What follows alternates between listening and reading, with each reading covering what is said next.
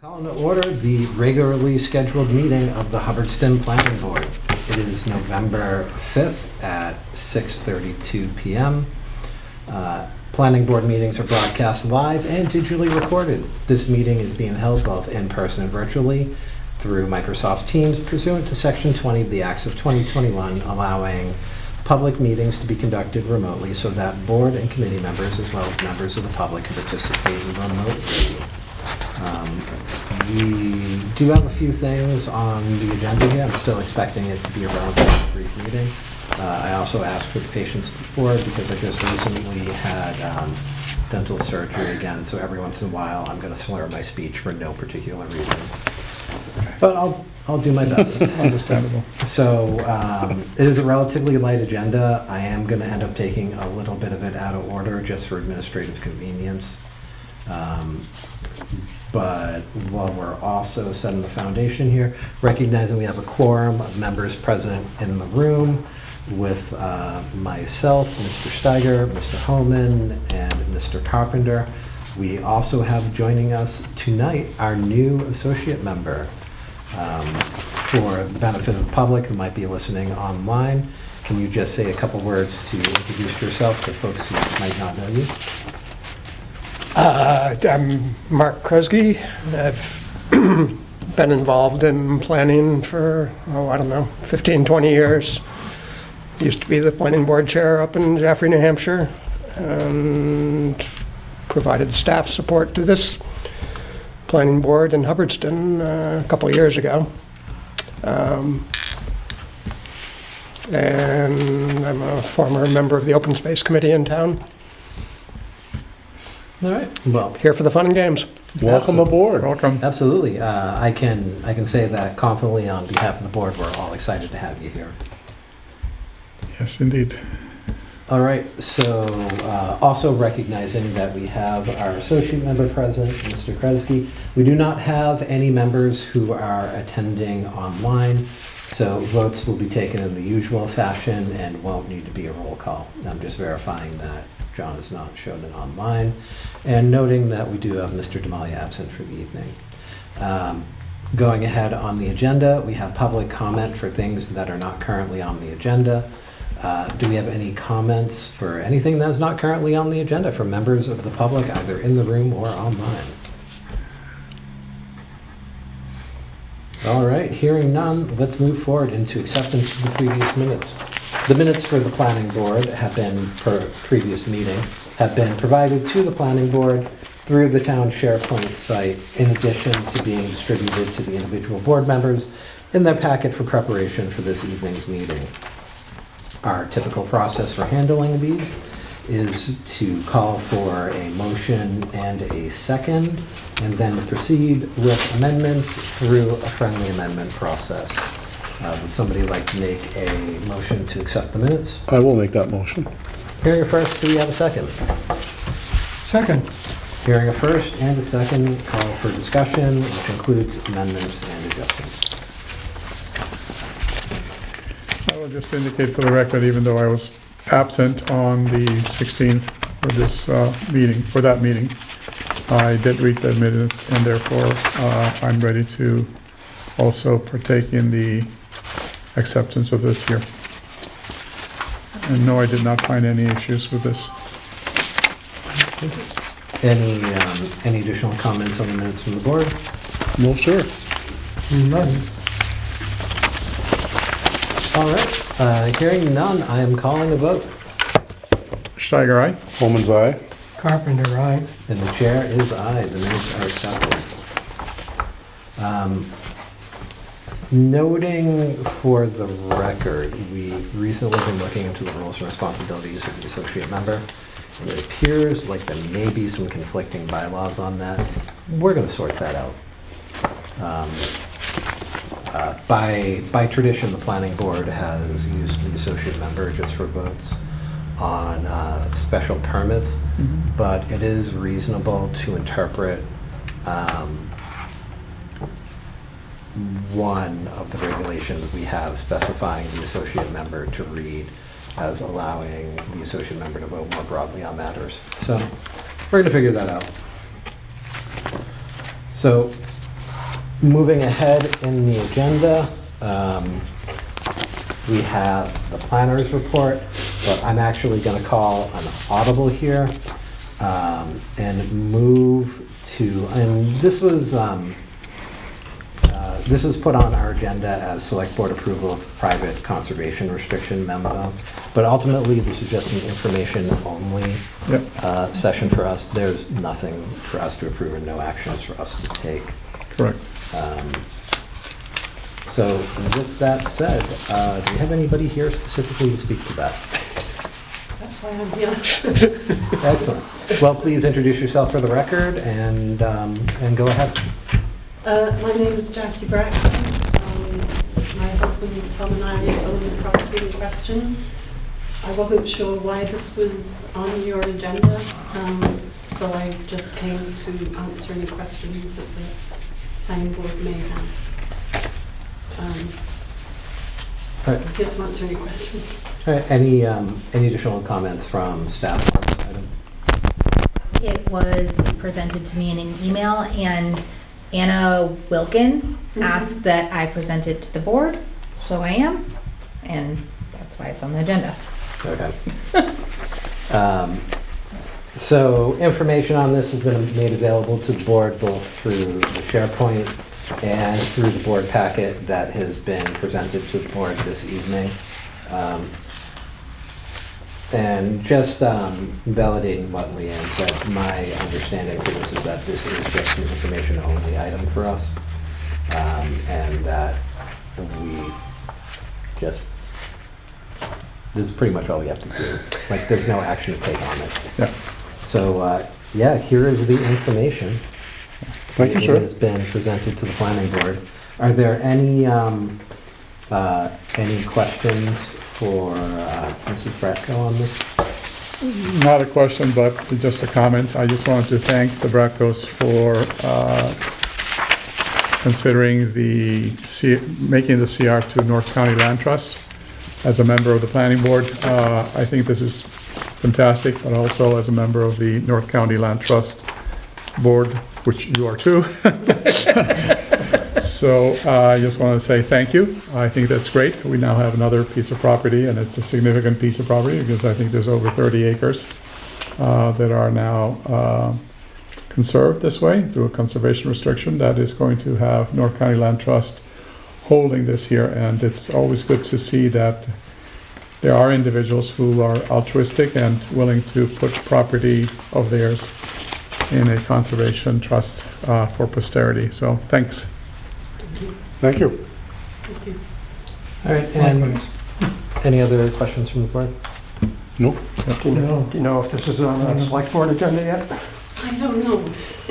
It was supposed to be on the Concom agenda last night, but their meeting was cancelled, so. You know, the select board I took it up?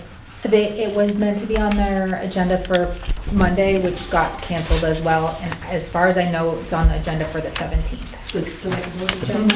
Okay. I believe they are the one and only board that needs to not only review it, but they need to approve it. So, Yeah, they're the only board that needs to approve it. So, yeah, so, yeah. Yep, and then just for the benefit of the public, for anyone who might be hearing about this for the first time, this is specifically referencing a portion of land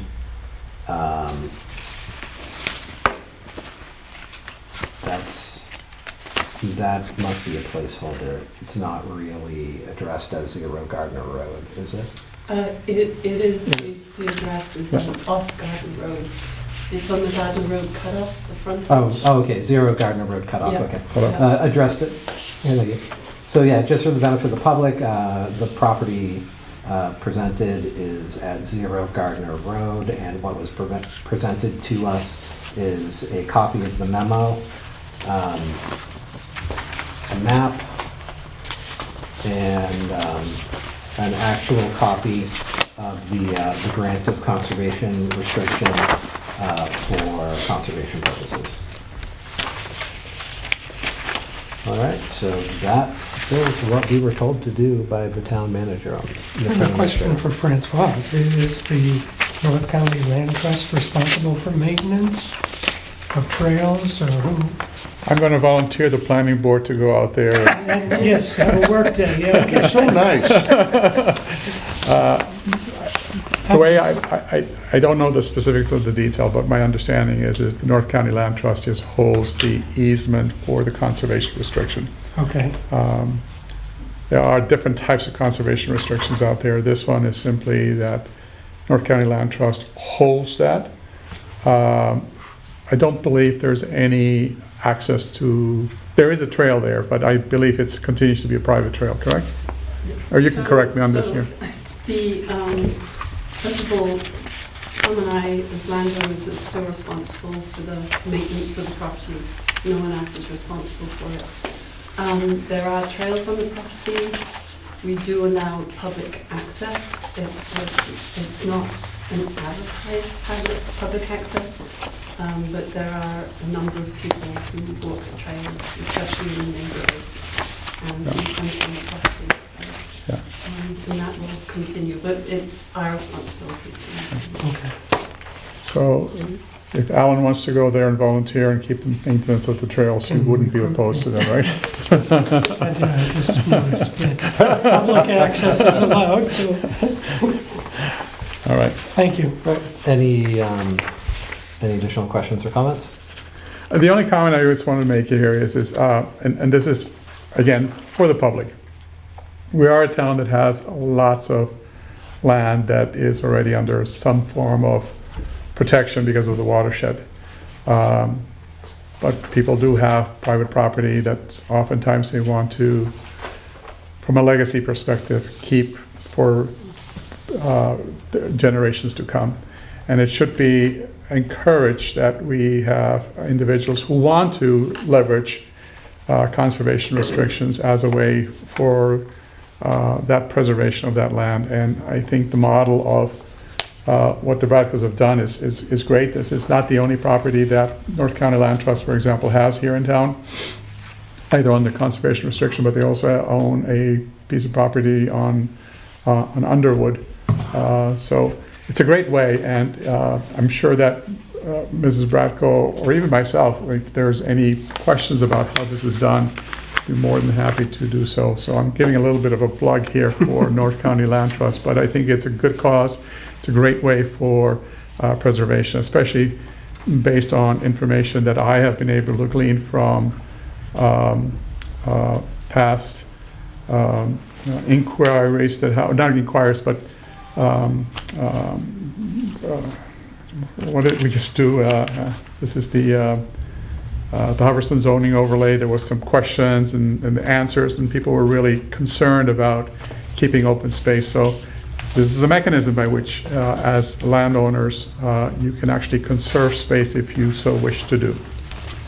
Okay, Thank you. thank you. Thank you. So, moving forward on the agenda, I want to continue with administrative matters. Yep. So, that brings us Thank you. letter to Thank you. MRPC Thank you. regarding the DTLA request 1 revisions to the commercial district, which I believe calls up you guys. Yes, thank you, Mr. Chairperson, and apologize, my camera's not working again tonight. I'll figure out why that keeps happening. Nonetheless, I've been working with the MRPC team, specifically Bertie Cahill is the planner assigned to this project. I have previously advised the board, the town administrator, and town staff separately that to bring forward both the zoning overlay project and major revisions to your commercial district simultaneously could be met with more significant adverse reaction. Namely, if you're going to bring a major revision like an overlay district, doing too many commercial changes all at once can oftentimes spur up a greater level of controversy and potentially risk both projects simultaneously. As such, my recommendation this past month had been to scale back the commercial district revisions and addressing it first from a map perspective, evaluating existing conditions and potential new conditions. That was agreed to by a team, and from there I set out to work with MRPC to revise the scope of work. We have instead shifted more towards a GIS methodology, evaluating existing conditions of parcels today, what use types those may be, as well as what the adjacent commercial districts are, to test whether the existing boundaries can be naturally expanded without too much detriment or without too much change to neighboring parcels. And then further to have the MRPC team make light recommendations without going so far as to address use code changes or anything too heavy or intensive. This process, while it does slow down the overall shift and expansion of commercial districts, what this does is it gives us a greater level of success, and it allows us to break the project into more digestible bits. The MRPC team is all for it. I've met the GIS expert who will be conducting the majority of the work, followed by Bernie, who will be doing the actual analysis and recommendations. The only thing standing in the way, we just have to revise the initial DLTA component. Typically, this would come from the town administrator's office. However, the planning board can also enter into these forms of agreements for planning projects. And so as such, I am asking the board to authorize the chair to sign and endorse this revision. Yep, and just to add to that, I think this makes a lot of sense because it has very specific time-bound goals, and that is the key to working successfully with MRPC, or really any regional planning organization at the moment, because they are all facing serious potential funding cutbacks because of shifts in federal policy. Is probably the most diplomatic way to state that. And they're all really overworked. So putting this into a place where it's broken into smaller pieces, better defined and attainable, I think is definitely going to be in the benefit of the town. And although this is something that the town administrator could sign, because there is a bit of a strategy element here, we made the decision to ultimately put this in front of the planning board and have the planning board authorize me to sign it. I would suggest that that there is one change we need to make, because it's not barriers to entry that a business may face. I believe it was probably barriers to entry that a business may face that was intended. So with that, does anybody have any questions for Alec and myself on it? And if not, we will head towards a vote.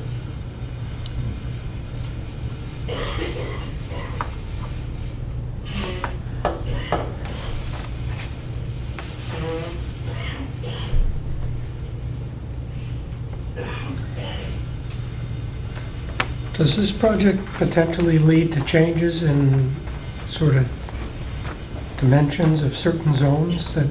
Yes. Yeah. Yeah, we have had on our strategic goal list for at least 3 years to take on some issues related to our commercial zoning. This project is intended to provide data in order to move towards being able to present something actionable to the board. All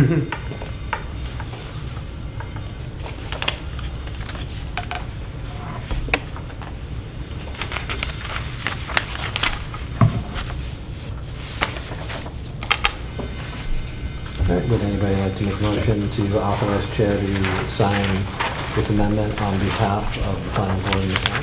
So- With the correction stated. So moved. All right, here in a first, do we have a second? I'll make a second.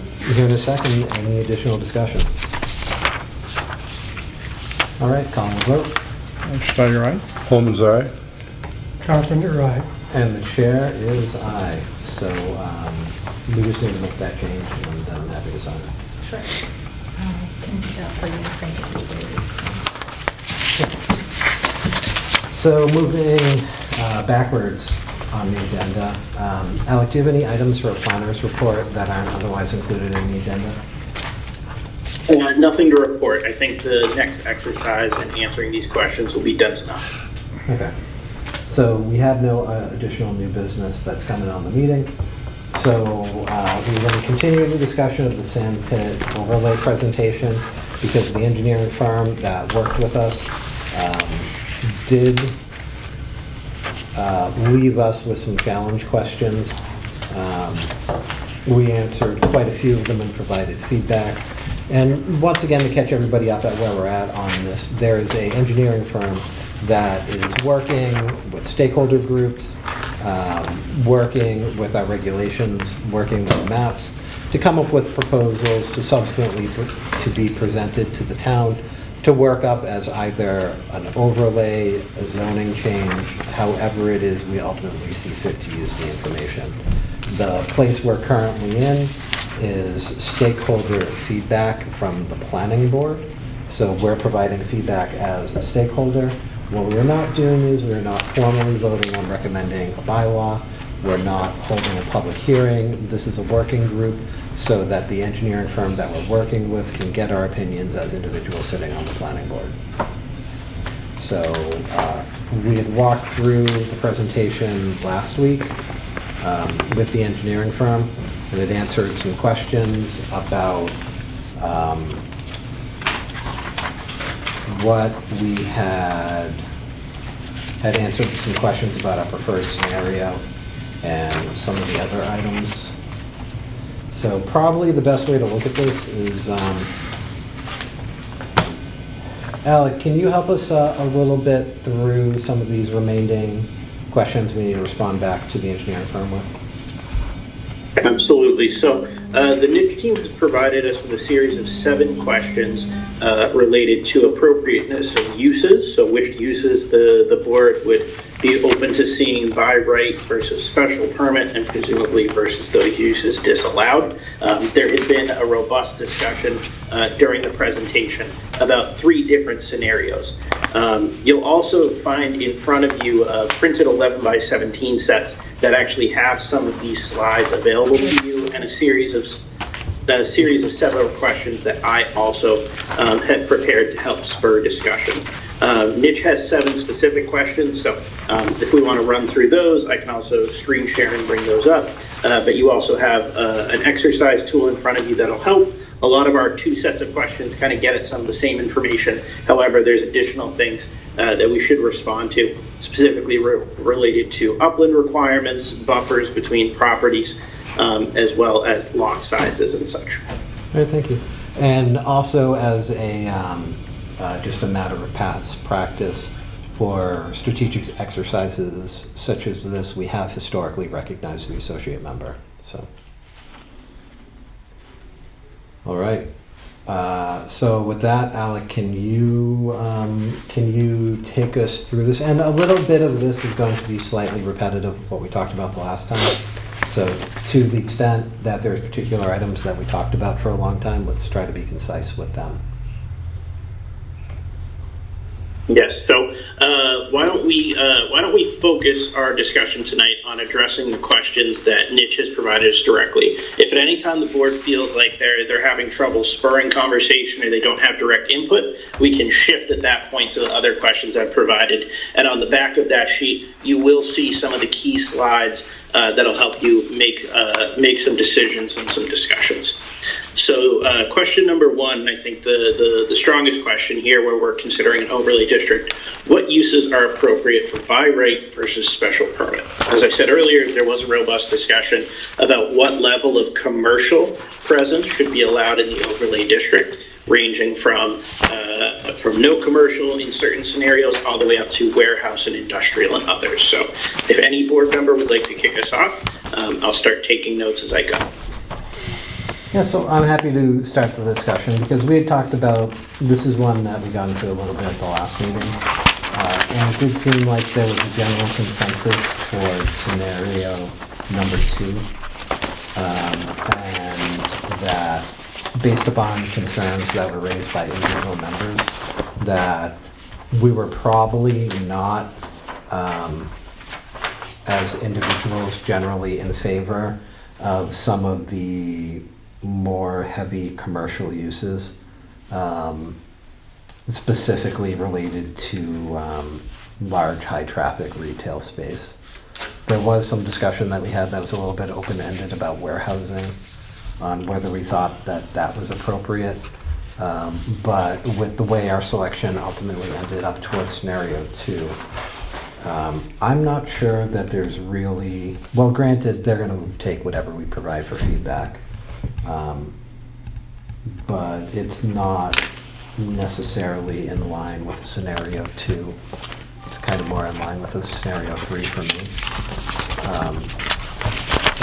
In my mind, and this is a place where I suspect that there are some generational differences, because the idea that some housing will bring some new kids into the school system is an acceptable trade-off to me from a community building standpoint, as opposed to just trying to look at the property and plan only for trying to avoid having kids there. I think if we were to do that, we would really lose an opportunity to do some from scratch, really thoughtful community building instead of doing it in a purely reactionary way. So to me, the housing is on the table, but obviously providing for some reasonable commercial uses, because we need to do work to manage the tax base. So that's my individual thoughts on it. I have a quick question, and I apologize again, I could not make the last meeting, but have we considered the impact of the MBTA expansion of the commuter rail into the adjoining city of Gardner, and the impact that that would have on our town, and leveraging the space that is therefore in question here as a mechanism by which we can also satisfy the, from what I understand, state required mandates for affordable housing. So I can speak to that a little bit, and then Please do. we'll open up the discussion broader.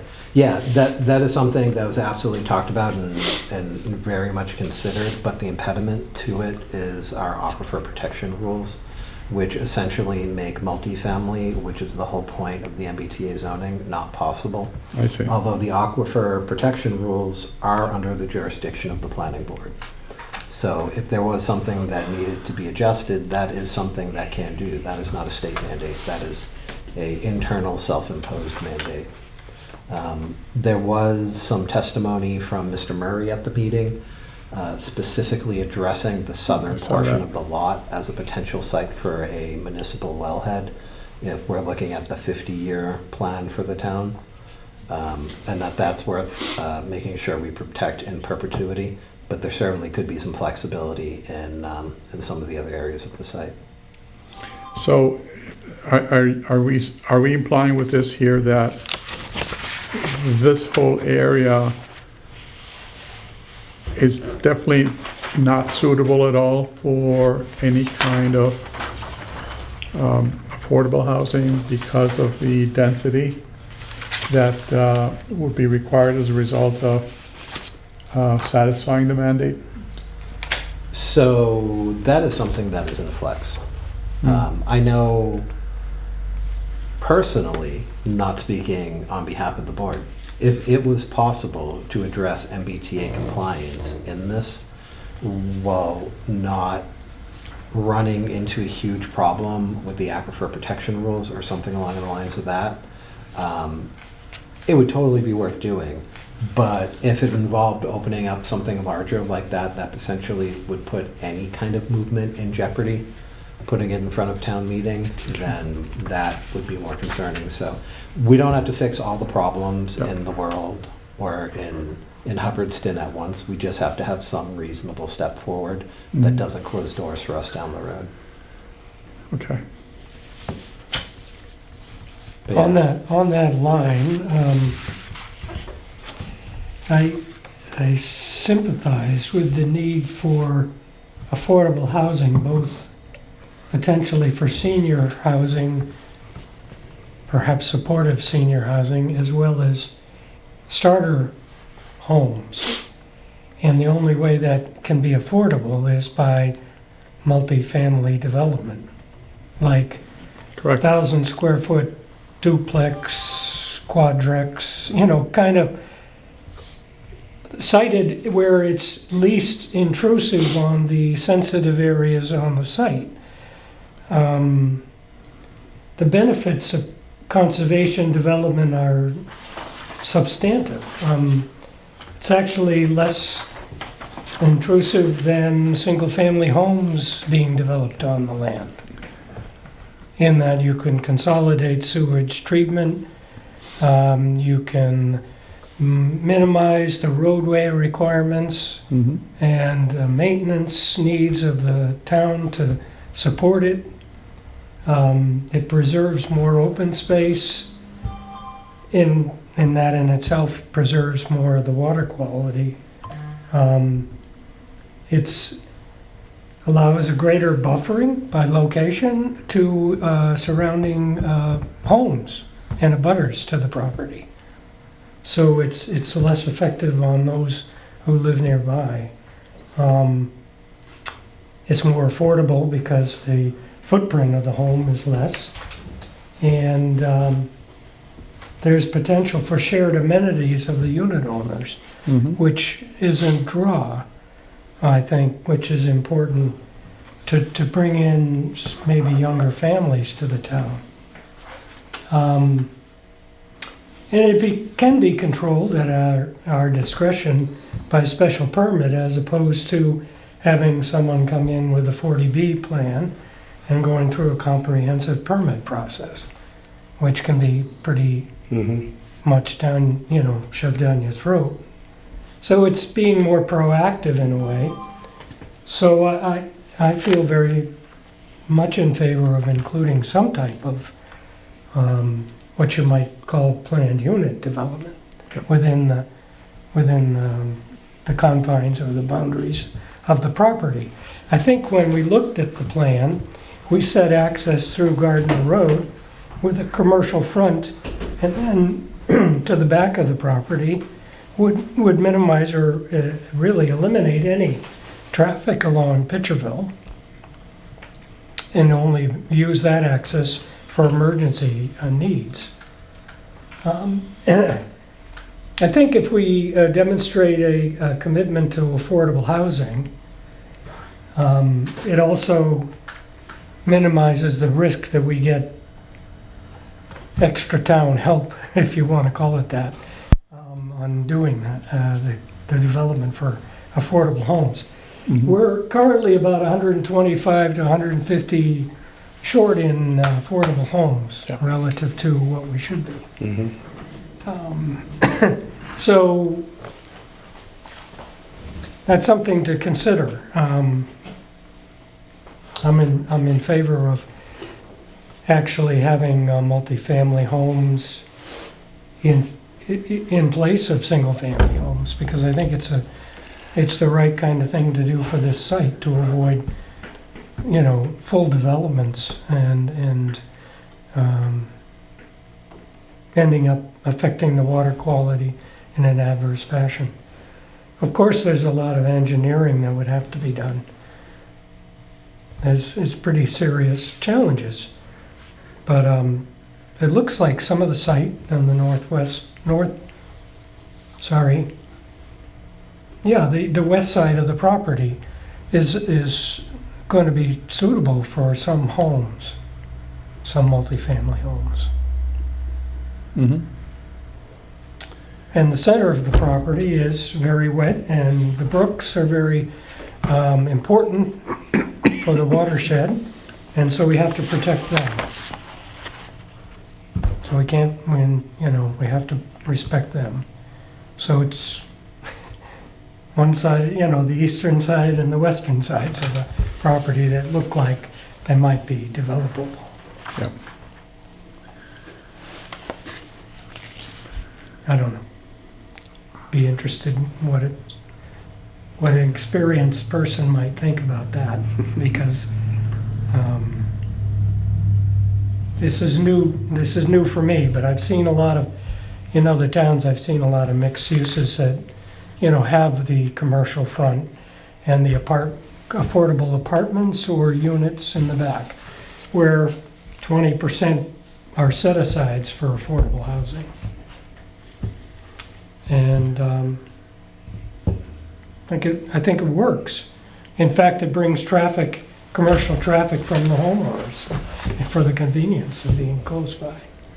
Again, depending on what type of commercial we have there. Yeah. Because Oh, yeah. it's, Small I mean, stores, but- if it's stores, if it is, versus if it's some form of a shop, garage, things of that nature. Not that they cannot be utilized by anybody here in town, but it's more sort of like, Yeah. depends if you have a food establishment or some form of a place that sells in retail fashion, like, for example, conveniences or Mhm. food or Mhm. other items.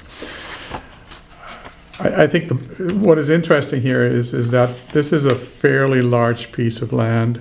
It's a fairly, I mean, it is close to Route 2, which also makes it very attractive, especially for those individuals who need to commute oftentimes to work, like go to Leominster, Fitchburg, even Gardner. And in some ways, potentially can limit the traffic down 68 southward, assuming again Route 2 becomes your exit point, or it becomes the road where you're actually going to exit Hubbardston and then get into a main highway. I mean, right now, there's still, I think, a lot of question marks. The first question mark is this whole issue with regards to the MBTA. We don't know if and when that will happen, what kind of time span are we looking at? But we do know that has been talked about a lot, and there's a good potential for this to happen. And once that happens, the ball starts rolling Yeah. really fast, because we've seen other communities impacted by this here too. There are some, I'll call them anecdotal reports that at a state level, there's interest in doing a regulation that expands off of the MBTA zoning, so that it's not just defined by MBTA reach. So Yeah. we don't know what's coming down from a regulatory standpoint. And Yeah. this is something that has a 20-year horizon on it. Like, nobody's going to build anything in the next year. No, but, I mean, our view has to be something that is also longitudinal. Yeah. And we're not here just to solve the problems that we have in front of us today, but also really put our thinking caps on and where do we want to see our community go. I do appreciate the fact that people who have come to this town like the rural characteristics of our town and want to keep it like that. But I also hear a lot of people complaining about the taxes.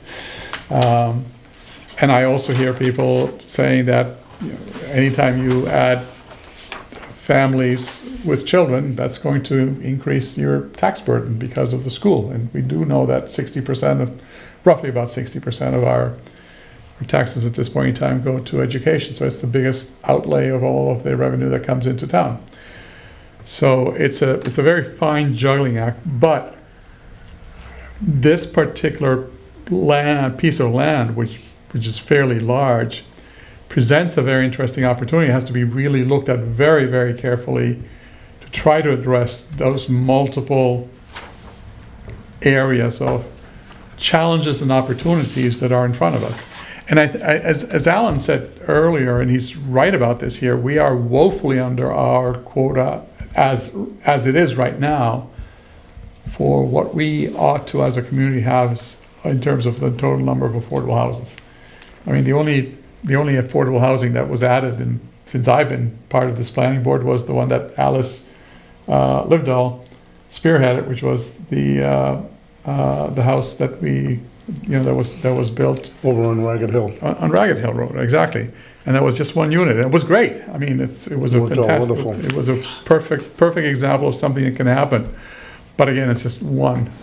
And we really need to look at this here because, and we've had them here. We've had tons of, I shouldn't say tons, we have had a lot of A&Rs come in here. And the reason we have A&Rs is people want to build.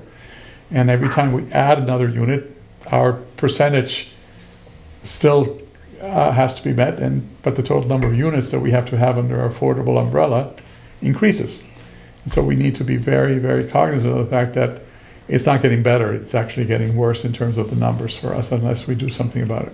Yeah, I think that's actually, well, it's a good segue to number 2. But before we get there, any additional comments from Mark or Bill? Yes, I think all the On- ideas, huh? On item 1 specifically. On item, scenario 1? It's up there. Yeah, Oh, scenario okay. 1 is related to uses by right or special permit. Well, I think we got off the bat on that a little bit, but that's okay. That's why I'm trying to bring it back around. Right. Again, I can't read it, so say it again, please. So this part, This which one is right item here. 1, is a guided discussion about uses appropriate for by right or special permit.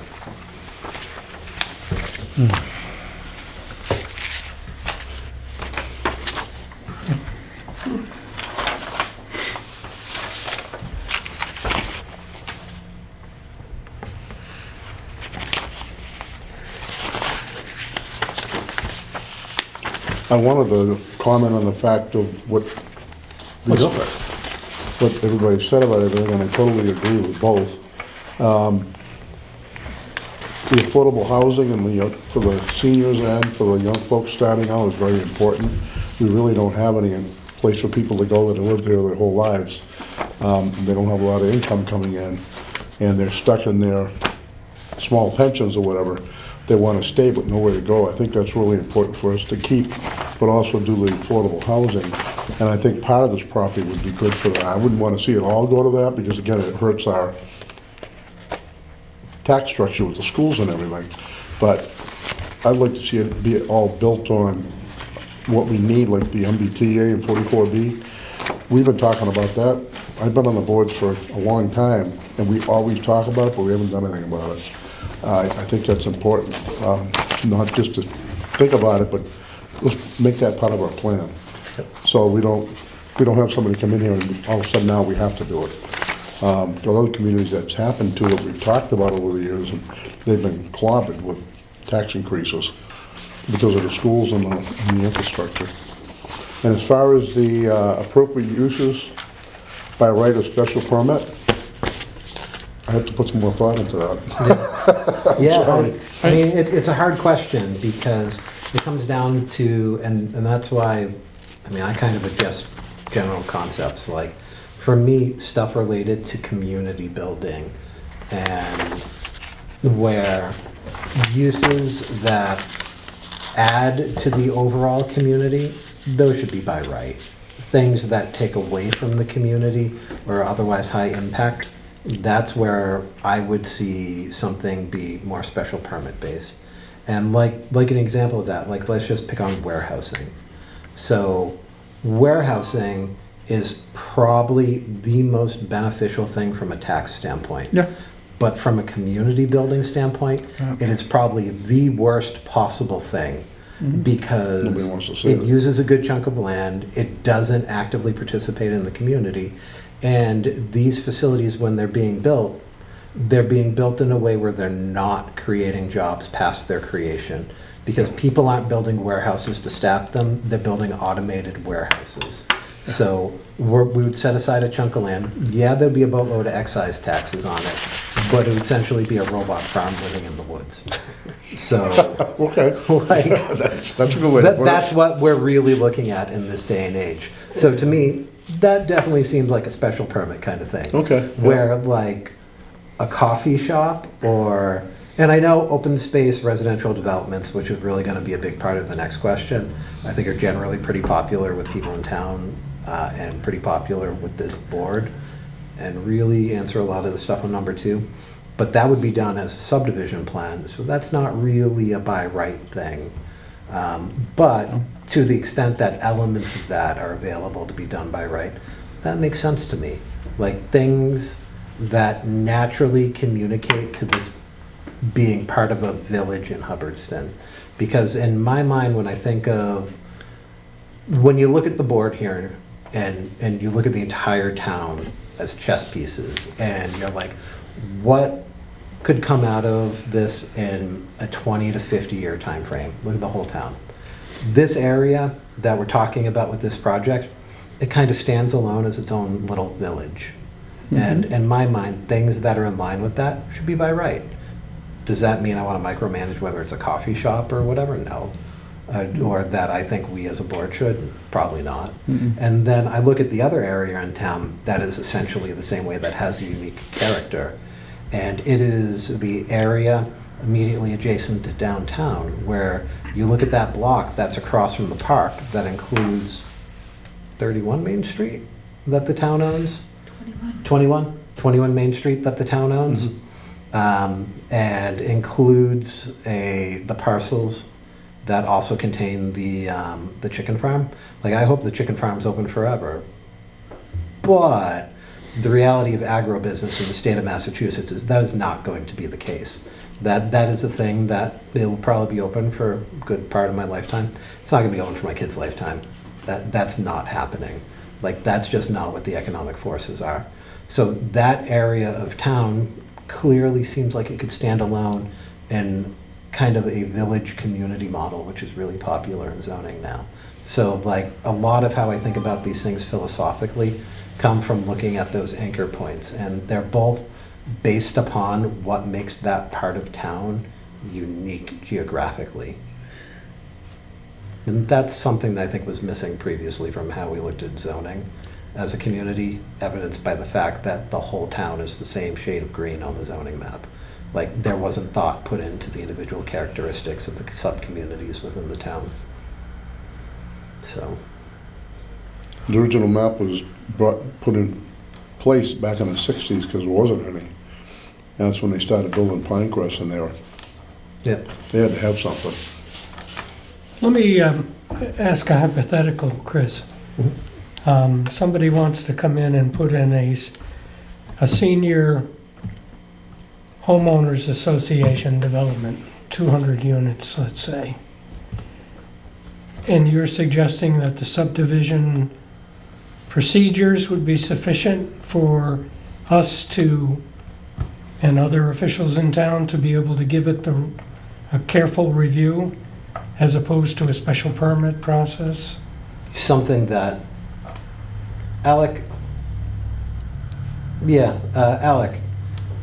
that would trigger as a subdivision, wouldn't it? Yeah, Under our bylaws?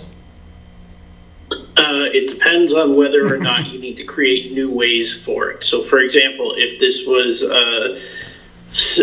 was a townhouse style community where individual structures or homes were being built, then yes, in all likelihood, subdivision would be the mechanism for that.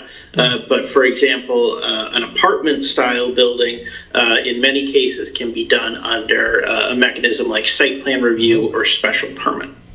I would also suggest that although there hasn't, to the best of my knowledge, and Alec, you might know better from being more in touch with some of the listservs, to the best of my knowledge, there hasn't yet been a key case challenging age-restricted housing in Massachusetts, but there's a general consensus that age-restricted housing in Massachusetts is probably no longer enforceable and can't be a factor from a town standpoint. So a private citizen could potentially do it, but a town could not designate something based upon age discrimination. And impose on it, yeah. Yeah. Understood. Yeah. The market would determine whether that's a viable use of the property. Well, and then ultimately whether or not somebody challenged it. So if Yeah. somebody was to do something like that and it got challenged, in our current environment, I don't think there's any way that survives the challenge.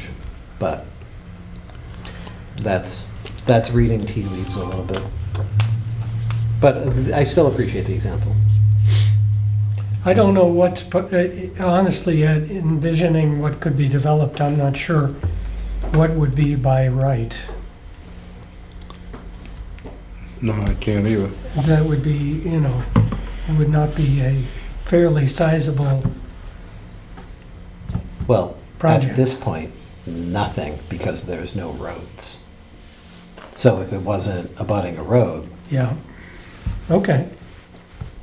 there would need to be roads to trigger Right. outright usage for particular subparcels within the zoning area. Yeah. Yeah. But there's mechanisms to create those roads. So, and Right. the parcel is large enough that it could, in It essence, could, yeah. be. Through subdivision. Yeah. be subdivided, and the road can be built with an Yeah. access, providing therefore access into components of areas. those, Yeah. of that lot. Yeah, there's now three contiguous access points to these parcels. Precisely. So,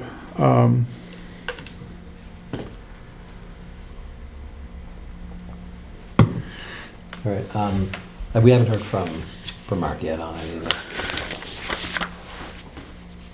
I need to catch up a little bit, and I've got some sort of wide-ranging questions about the trajectory of this project and how it's all gonna come together, but I don't want to insert that into this part of the conversation. Okay. I just want you to continue exploring your talking points here.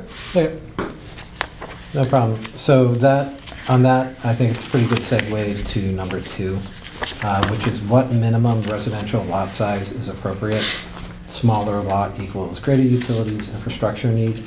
So this, in my mind, is what I was implying when I was saying that open space residential development is something that's potentially a game changer here, because in the context of that, I personally would go very dense if something was being done as an open space residential development.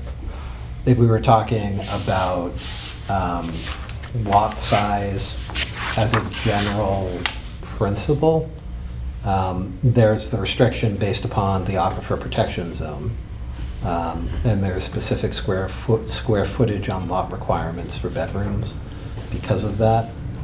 I think it was 3 bedrooms per 30,000 square feet or something It's like that. 10,000 feet per bedroom.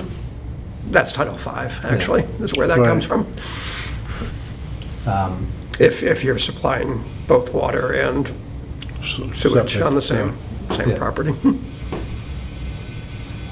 So yeah, there's issues like that that obviously bump into some of the more conventional conventional uses from a housing standpoint. But to me, I don't think that land is appropriate for single-family home, to be perfectly blunt.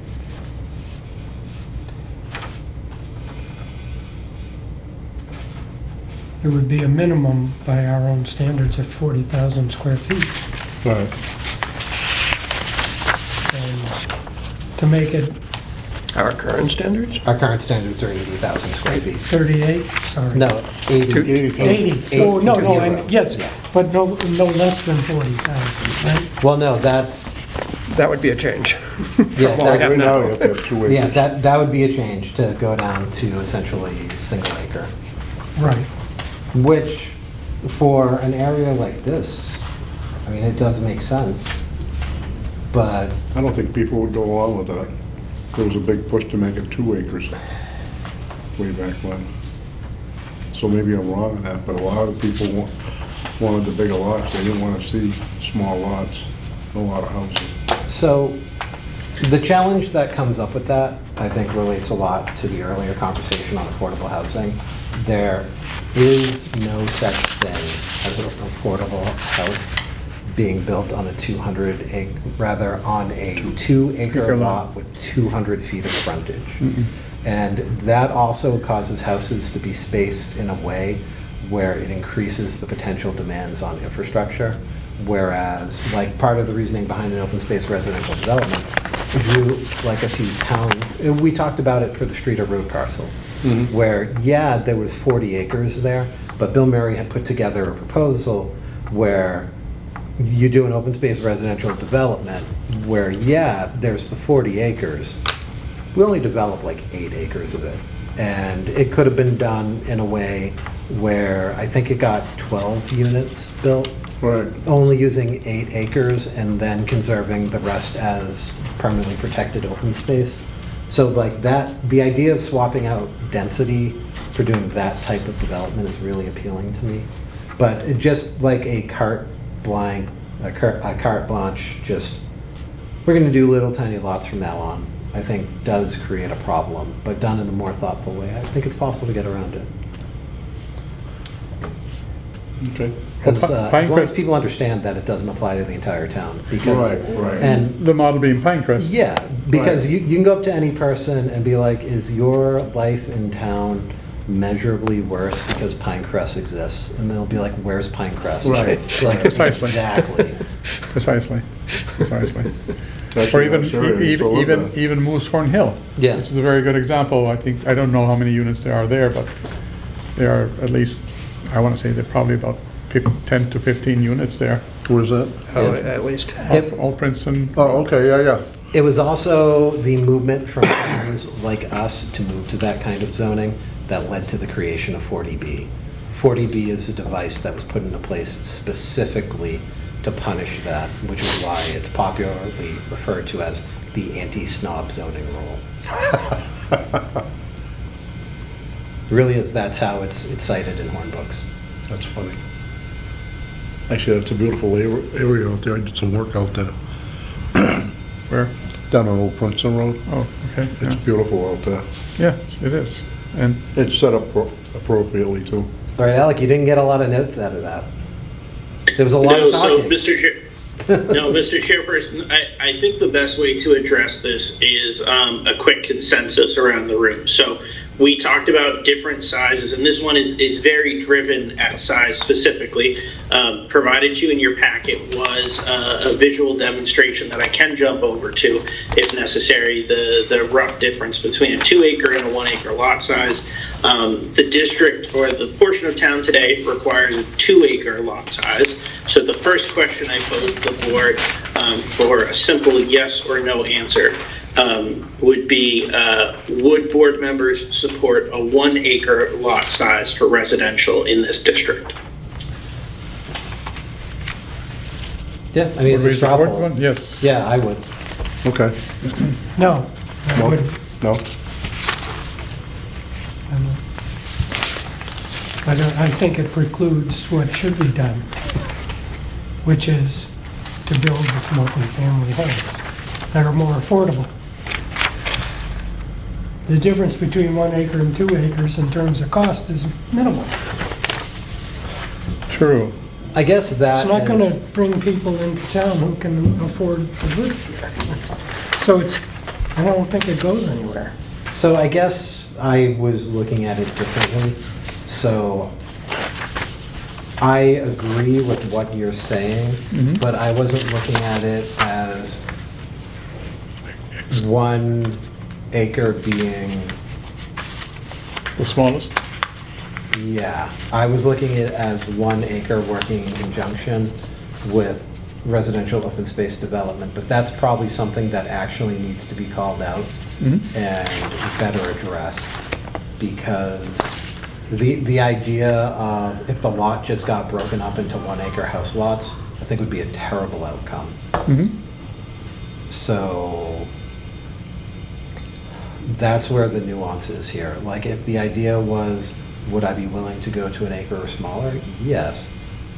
But provided it was done in that kind of thoughtful way, where we're looking at like open space residential developments that were encouraging denser multifamily housing while setting it up in a way where tracks were either preserved for the sake of preserving them or preserving them for the sake of buffering the adjoining areas.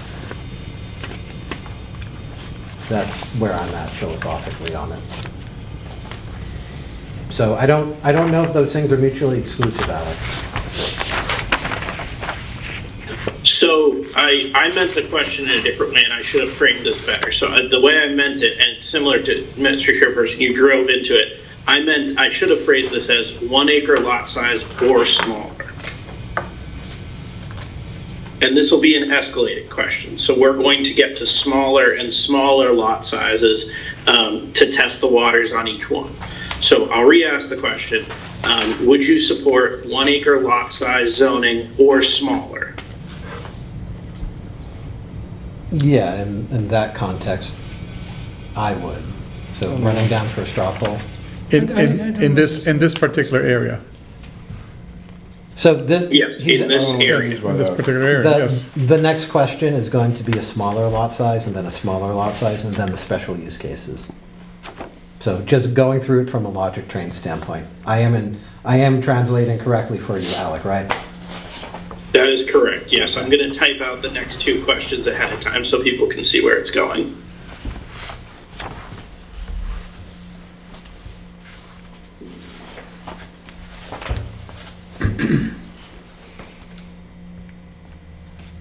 I'm generally not in favor of subdivisions of land into 1 acre parcels.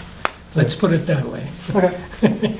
You know, if you want to say there's 100 acres of buildable land and you want to put 100 units on that on a 25 acre spot and preserve 75, that's another matter. That's the way I think of it.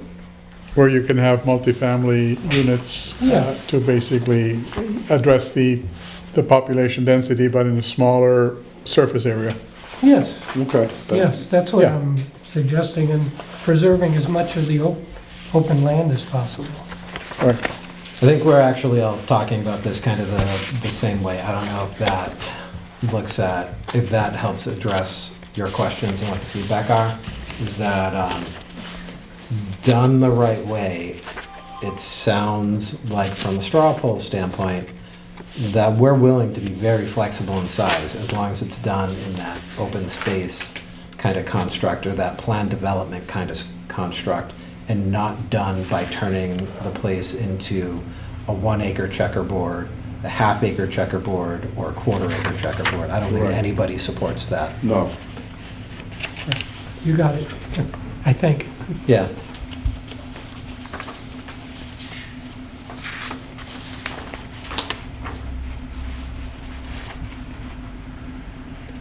Yeah, Alec, when you're talking about these lot sizes, are you talking about density for a site? Or are you talking about format? You know, are we willing to have units laid out on a small, on a tight pattern? Because if you're talking about density for a site, as soon as you drop below 1 acre, you're into a whole different ballpark of engineering. You're talking about on-site package plants, and we don't know whether that's economically viable. I mean, you're just spinning your wheels if you do this in the absence of any knowledge of whether somebody would actually be willing to develop something like that. So I can only speak to the question as it was given to us by Niche Engineering, which was what minimum residential lot size is appropriate. In that regard, the 4 that were presented to us were 2 acre lots, 1 acre lots, half acre lots, and quarter acre lots, which to me is more of a density question. However, further down the line, we do get into certain topics such as open space requirements for subdivision, upland requirements, and then buffer between residential and commercial. The consensus that I'm hearing amongst the board is that overall the board would be supportive of reduced size lots in tandem with open space preservation requirements.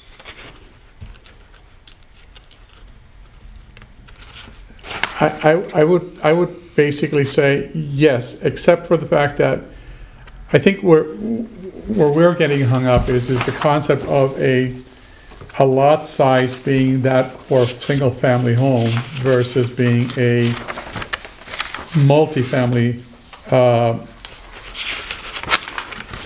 setting, right? So the situation is you have 500, let's say it's round numbers, 500 acres here.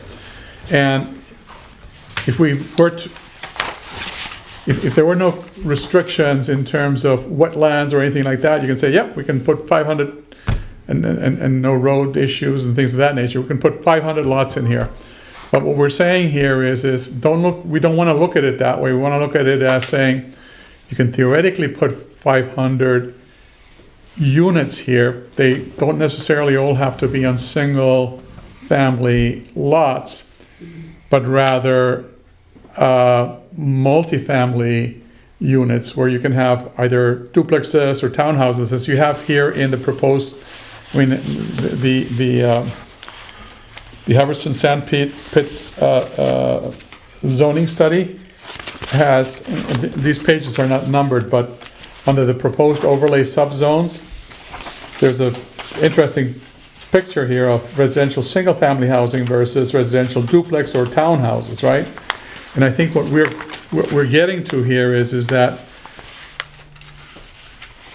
we really are potentially looking at it as residential / duplex or townhouses, and maybe some sections might have single-family homes there too. A mixture. It's potentially a mixture, but if you really think about it more from the perspective, 500 units here in a combination of residential duplexes, townhouses, plus maybe several single-family lots that just because of the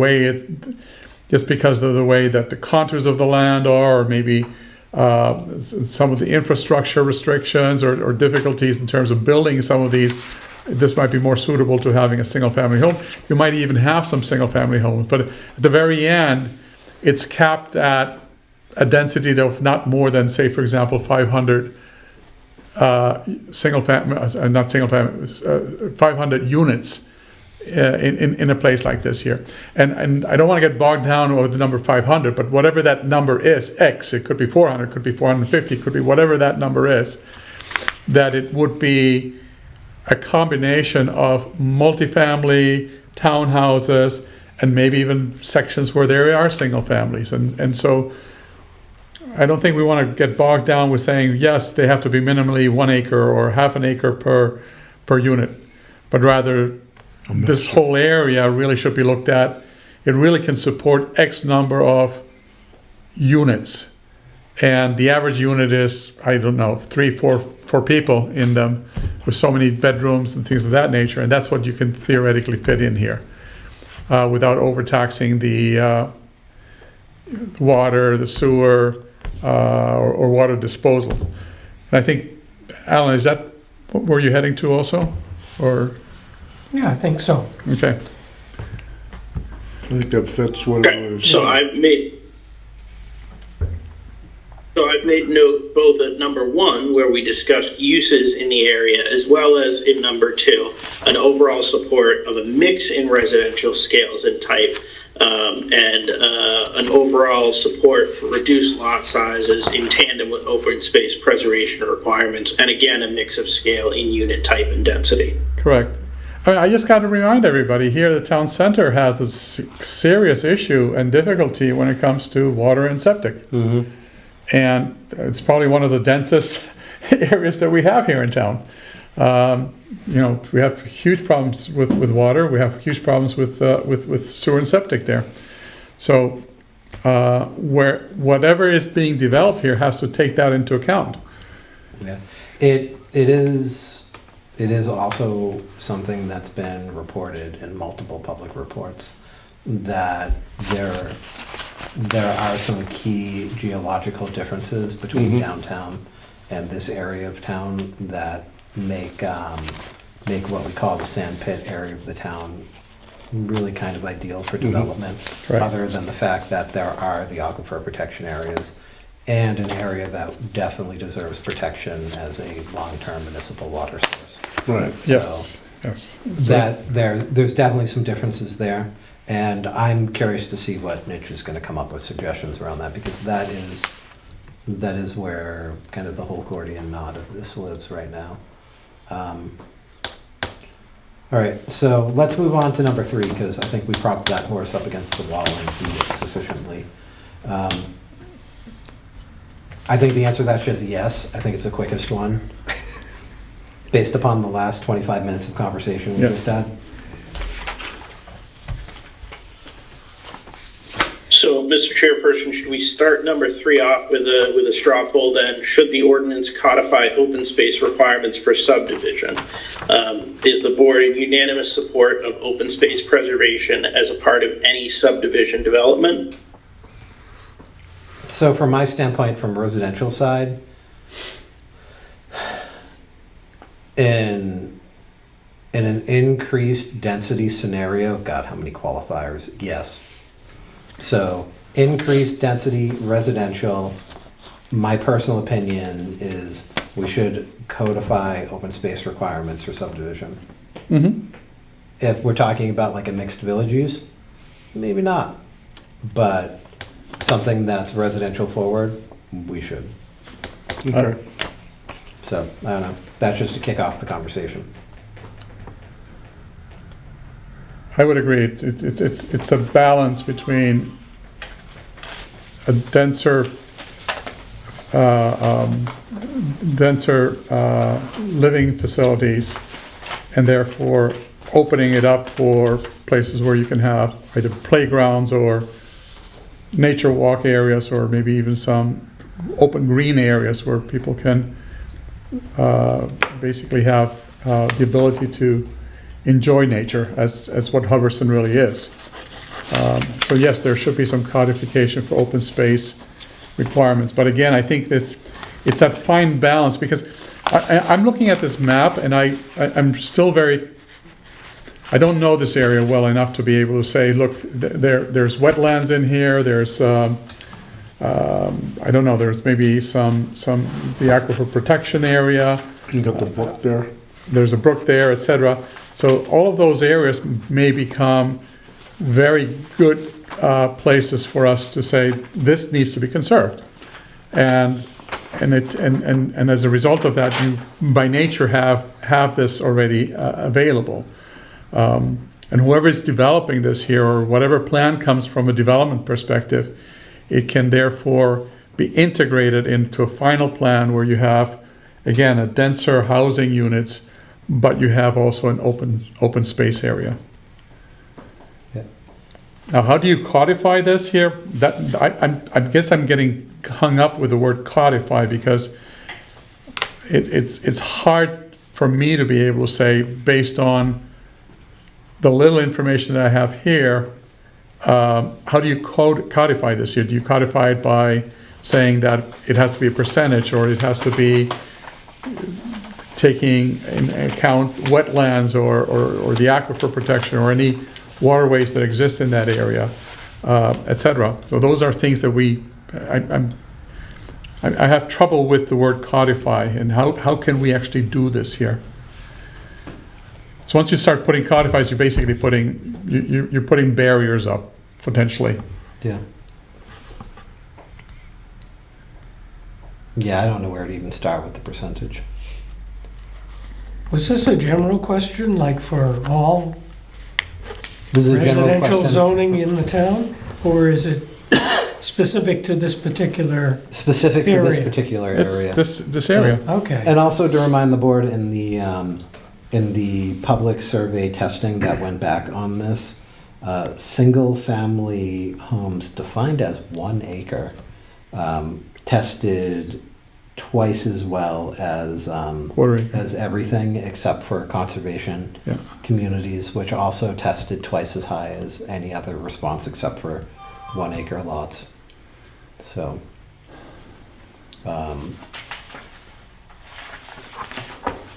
but with that, yeah, I still have no idea how to break up or look at the percentage, and would be open to suggestion on that from our professional engineering consultants based upon best practices. Sure.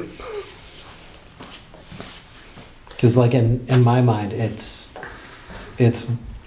I don't know what it is, but I know that I would know it if I saw it. Like if somebody showed me a plan or an example, I'd be like, Oh, I like that. that's what it would be. Yeah. Yeah. That definitely feels right. But from just looking at it, I was like, well, I don't know. 30%, 60%, like, And that's the difficulty that I'm having when I hear words like this here specifically. And again, when you have an ordinance where you codify, you basically are putting already some very strict parameters. And you Right. adhere to this here, or You can't do it. you can't do it. To some degree, it's going to take care of itself, because we're talking about on-site sewage disposal. There is no other option. Right. yeah. Especially if you have much denser units. Well, either way.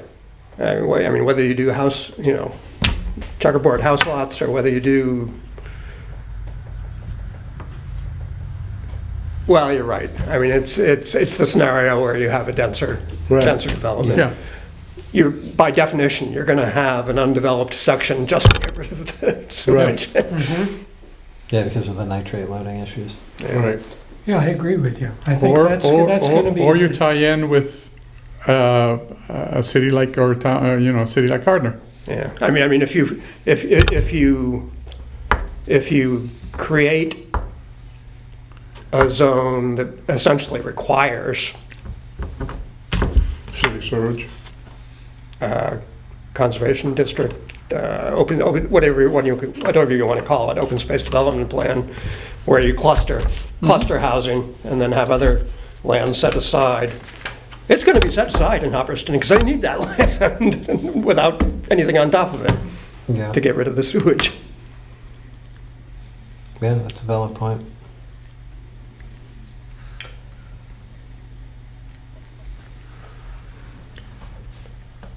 All right, does that cover what you needed for 3, Alec?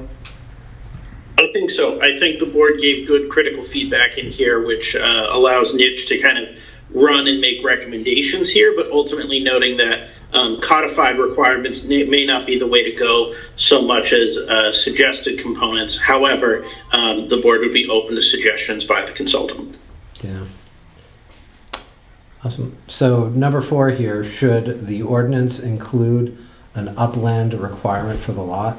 I think this also Same. goes to Mark's previous point that this is really going to be dictated by the wastewater disposal requirements, and that's going to ultimately be the restriction.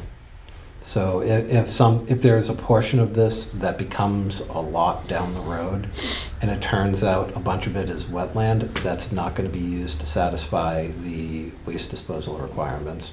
Right. So do we even have to look at designating an uplands requirement? I don't know.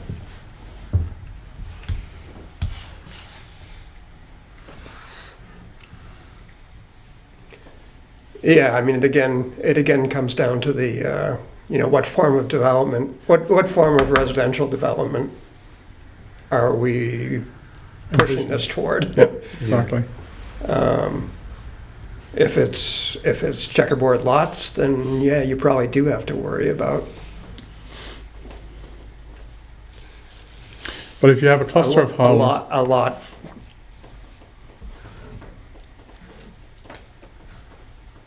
Yeah, I'm not sure. yeah.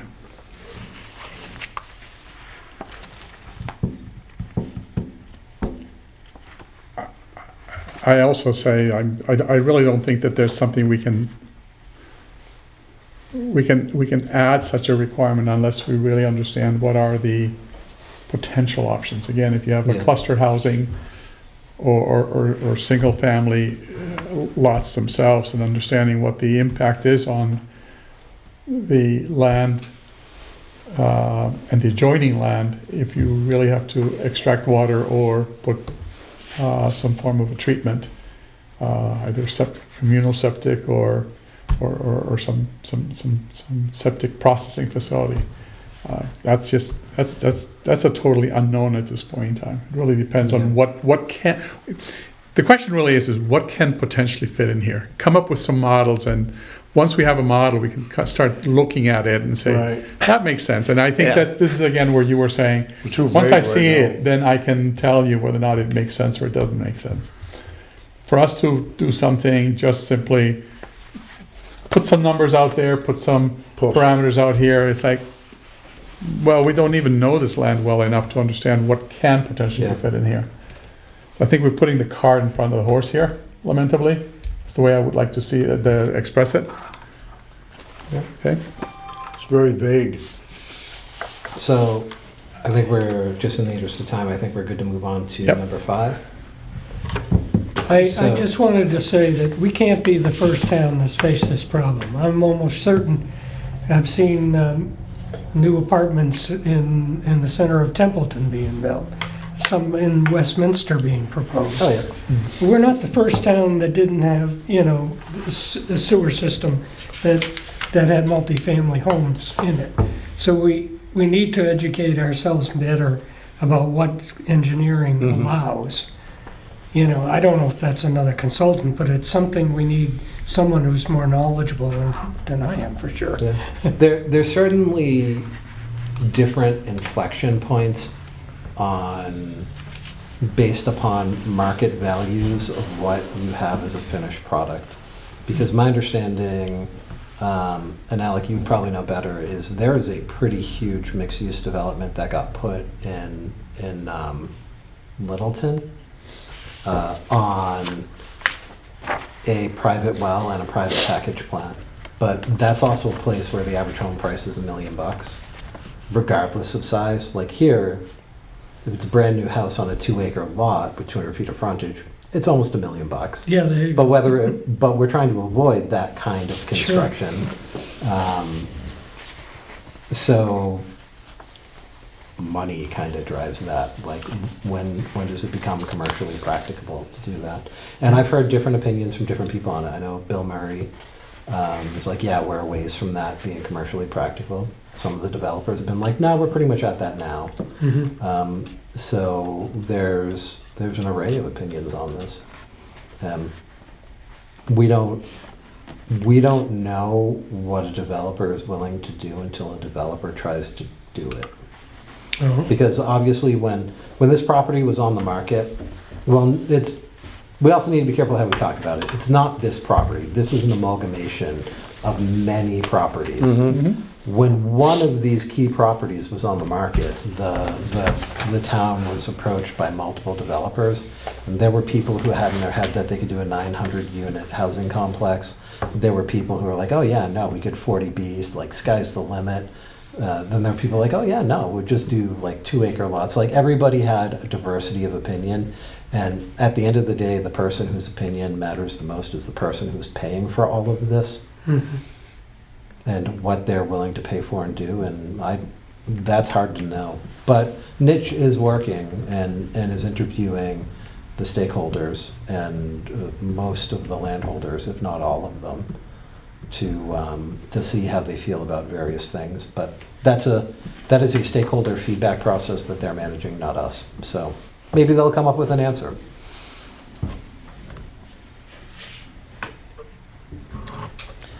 Go to 5? Yep. So to kick off the discussion on that, I mean, it depends upon what kind of commercial use you're talking about, because there's really a pretty strong movement in suburban communities, and we are ultimately a suburban community. The state views us as a bedroom community for the city of Boston, and we are in the yellow zone when you look at any like map. There's been a real push towards more mixed use, more community-based development. And in those particular types of thoughtful uses, there isn't a desired buffer. Like people like the idea that, oh, there's a coffee shop immediately next to me. There's a coffee shop downstairs, or I can grab a sandwich here. Like that is a feature. But if we're talking about robot farms in the woods, that's a completely different equation. So from my standpoint, Depends what kind of commercial yeah, use. and thoughtful community building driven scenarios, I don't think there is a buffer between residential and commercial uses. In industrial forward high impact, yes, of course there is. So that's kind of where I fall on it.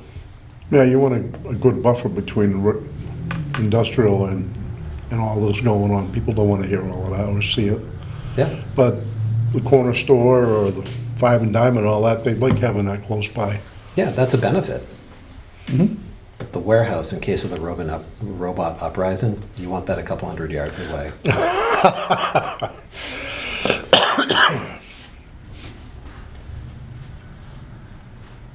Well, really, truck traffic. For neighborhood stores, you know, I don't know, 50 feet sufficient. One in every corner. Yeah, I mean, to the extent that an area is not mixed use, because in these scenarios, some of these lots have been identified as mixed use. Some of these areas have been identified as appropriate for mixed use village type zoning. which obviously means those things are integrated.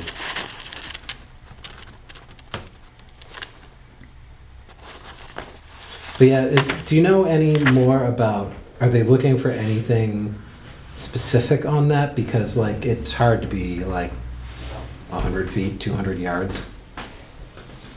No, I think the feedback the board has given is helpful in this case. In question 1, we started to address certain use types and our sensitivity or willingness to consider those. Then therefore, as the consultant considers those use types and weeds out the ones that the board and the town would be less receptive to, they can then use your responses here in number 5 to dictate what type of buffering and setbacks would be required between the types. Okay, thanks. All right, so moving on to 6, and I'm also going to provide some background on this one. Should the ordinance address extraction, processing of gravel and sand during the site preparation phase of development, considering that the owners will want to do this? So this is a key issue that is potentially a make it or break it point for really any potential reasonable developer here. So there are lots of varying elevation, and then within individual lots, there's a lot of variation. It wasn't remediated. There's still steep banks. There's a lot a out ton of dirt work to do out there. There's a lot of dirt that come out there. Yeah, Come out of there. to the point of where I know some of the planning on the map was done around trying to not disturb vegetated areas. I don't even know if that's practicable in some places, because in order to do sufficient earth moving to fix some of the berms and meet the requirements for buildability, there is a very, very meaningful amount of dirt work. The cost of that dirt work, if it is not possible to take some of that material off-site, is likely to become a prohibitive barrier from anything ever happening there, because there's just that much dirt work. But if the dirt work can involve the exportation of some of the material that needs to be moved anyways, then it becomes a much more commercially viable project. My opinion on that, just make a different exit for it to leave. Just don't come out on Pitcherville Road like it did for all that other, the big dig. All Yeah. that dirt came down Pitcherville Road. So So if they can make a different access, Because it could go right out to a state road now, and there are some regulatory requirements, I believe, that exist now that didn't exist then, saying that for certain types of extraction activities, you have to be going onto a state road. I look at this here as from a different angle. I look at it as a backdoor entry to opening up gravel and sand pits again, even if it's just for a temporary basis. And I think from that point of view, understanding full well that during a construction phase, you are required to move dirt, gravel or sand or whatever other elements you find there, makes a lot of sense. But again, I think from an ordinance perspective, we need to put something around it that it does not become a 3-year gravel pit project where somebody says, I found some gravel here, let's get rid of this here and let's make sure that we can exploit this here, and bypass the regulations that we currently have in place here in town when it comes to sand pits and gravel pits and clay pits. I think, yes, we do need to have some form of a ordinance that addresses that and really restricts it and limits it for the purposes of making sure that this is part of the normal construction mechanisms that you have in place in order to be able to carry out the project that ultimately creates your commercial space, creates your residential space, etc. And somehow that needs to be validated. Yeah, and that's certainly where there's going to be proper challenge, because anything that is this big, even if it was becoming one single industrial park, you're still talking about a phased project over like 10 or 15 years. So for an area this large, and not all of these parcels are owned by developers. Most of them are at this point. But any meaningful development that extended to all corners of the parcel would probably be an ongoing process well over a decade. And each time it moved to a different area or a different zone within it, there would certainly be the need to reallocate gravel, because there's places back there that are 300-foot banks that are steep enough Understood. where you can ski them in the Have you, summer. have you been Understood. out there? I have been, for example, at the, it's the dog farm that they have there. It's huge. So I've been there, I've visited the place. What I'm trying to address here is that this does not become a backdoor entry to opening up a gravel pit again, or a sand pit. And it has to be, yes, as part of the natural process of, again, creating a development for whatever time frame it is. And it has to be justified, it has to be said, yes, you know, this is gonna take us, this is a 5-year project, or this is a 2-year project, whatever that is, with the purpose of doing this here, that the end results are very clearly established. And it's not an open-ended, well, we're just going to start taking material out until we feel like it's let you all. know when we're done. Yes. And then who cares, because now we go bankrupt. But we extracted all the material out of here. We want to avoid that. And somehow we need to put some very clear parameters around that. Either you have to put some bonds, or you have to make sure that you have some form of contractual obligations, something that protects the town, protects the residents who are around, you know, in the community themselves. We need to make sure that we have something with regards to that. And that, I think we can put some ordinance around that. I don't think the ordinance should allow any sand and gravel removal from the site until such time as there's a special permit or subdivision plan that's approved, whereby there's agreement between the new landowner and the existing gravel pit owners that they're going to remove the dirt. It shouldn't be a pre-approval allowance. It should be post-approval, Correct. right? Yep. After there's a plan for what the site's going to be, if there's a need to move the dirt, that's between the owner and the buyer. Financial consideration for that dirt of some sort. It's worth money, right? A lot of money. Yeah. Potentially, yes. In fact, it could convert some of the existing property from supporting a good septic system to not supporting a good septic system.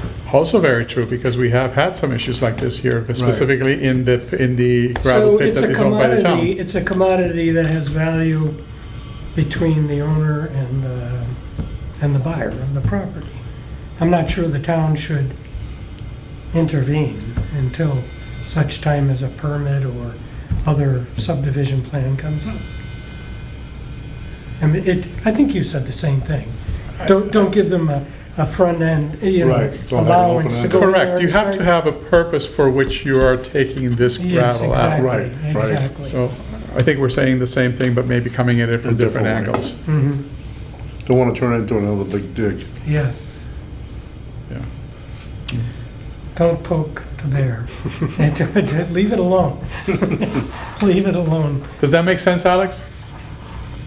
otherwise. I believe so. The message that I'm hearing is that the board recognizes that there's probably a requirement as part of a practical development constraint to move earth as part of this process. However, the board would not be open to seeing such earth removal approved unless it's directly tied and likely following another permitting mechanism. And any earth removal should still have guardrails and protections in place, which from a planner's perspective can be put in place through other permitting types, for example, special permit or site plan approval process. Correct. And again, I just want to emphasize, it really has to be related to the development of this particular land for the purposes that have been set forth by the subdivision, by these subzones. Again, if it's for the development of mixed use or residential or retail, and you have to take gravel out, you have to take sand out in order to be able to make that happen. Or if you have to as you were saying, we've got some dangerous areas there because the berms are just so high and we need to stabilize them, then that makes sense. But again, it's in the purpose of developing this land for the ultimate purpose, which is to create a zone which will support either housing or commercial ventures that are going to be there eventually. This is clearly a minority opinion, but let me throw it out there anyway for you to think about.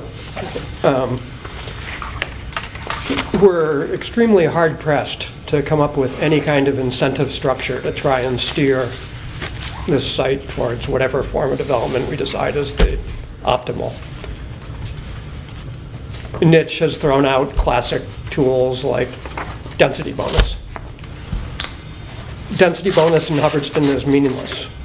It only works when you have water and sewer infrastructure, Which we don't have yet. which we don't have.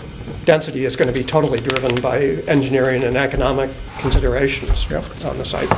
So we're really hard pressed to offer developers much of anything Right. to try and steer a project of this magnitude.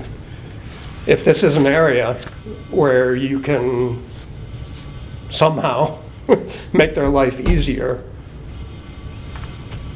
it might be something to think about. True, but I think the ultimate goal is to bring some economic development and residential development. If Boston Sand and Gravel says, perfect, we got a gravel pit here, and I'm bringing you commercial enterprise here, no, that's not going to be allowed, because we already have very strict regulations in terms of sand and gravel removal here. And that's where I'm going here, is that don't bring a venture in here, and this is very specific again to this question, should an ordinance address extraction process for gravel and sand during site preparation phase of development? Again, we have to make sure that we're putting something in here that yes, it has to be for site development for the purposes that we are that we are allowing this zoning overlay to eventually become. So, under our current zoning, that's currently an allowed special permit use, especially with the connection that now exists to Route 68, where it doesn't have to go through Pitcherville Road. If somebody was to come in and say, hey, I'm not going to develop this, here is my gravel pit application, I have direct access to a state road, and they posted an appropriate bond, we would be on a questionable legal footing if we didn't have extensive testimony on good quality reasons to deny that if they otherwise complied with the bylaw. So that I think is also a counterpoint here. Somebody could do that instead of looking at this as being part of a development scheme, and if they were to do that instead of part of a development scheme, we would probably end up in a position where we would be facing $1 million legal bill to try to prevent it from happening because they meet all of the criteria outlined within our gravel removal bylaw. Because they're no longer going down Pitcherville Road, they're going out onto a state road. And it's also something, gravel and sand has been recognized as a Commodity. yeah, well, not just a It's a commodity, very valuable commodity now. a in-demand, Yeah. essential to state function commodity. So I don't think we'd be getting a lot of favors at a state level if we were in a place where we were like, okay, this person complies with every single thing here and is willing to put up $1 million cash bond, but we're still going to say no. Like, we would be in a tough spot. So that's another way to look at it. And I think Mark's point of where that is probably the biggest carrot that we have. But at the same time, incentivizing somebody to not turn it into a forever gravel pit operation by bludgeoning us through legal tools would be a far better outcome than somebody just being like, yeah, none of this development crap works. Yeah, I don't know the owners involved and whether they're litigious or not, but I think the incentive that Mark says we need for anyone to develop the property is to make it less expensive and more affordable, Right. right? If the construction costs can be reduced by any zoning action we take, by clustering, by standards of development which minimize house size, etc., and footprint, reducing road construction costs, etc. Those are the kind of things we might be able to do. Yeah, because I think that's a pretty thorough discussion on the topic. It's already an allowed use there. Anything else you need on that one, Alec? No, I think the board has made their opinions clear.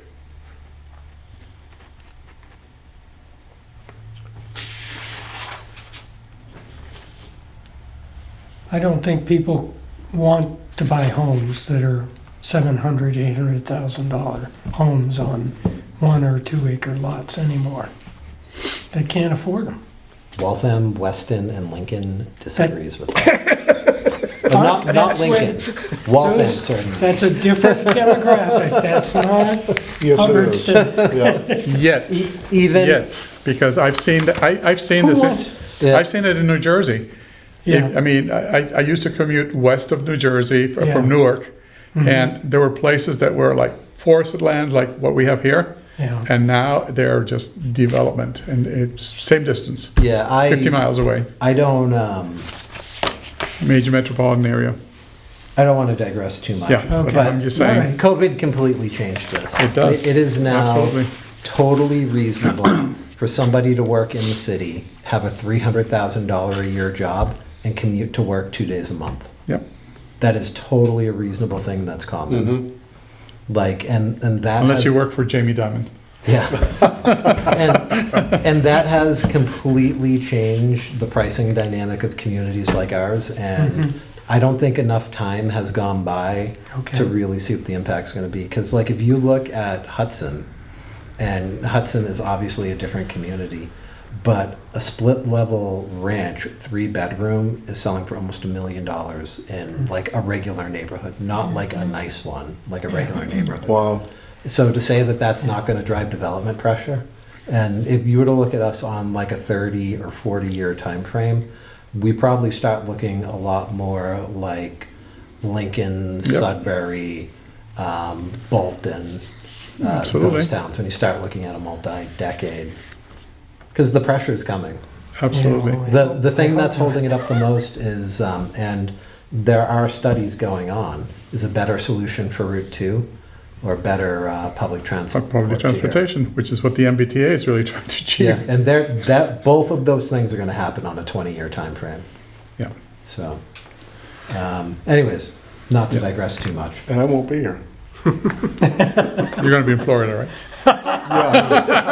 Yeah, yeah. I mean, I'm expecting to be alive, but not on the board.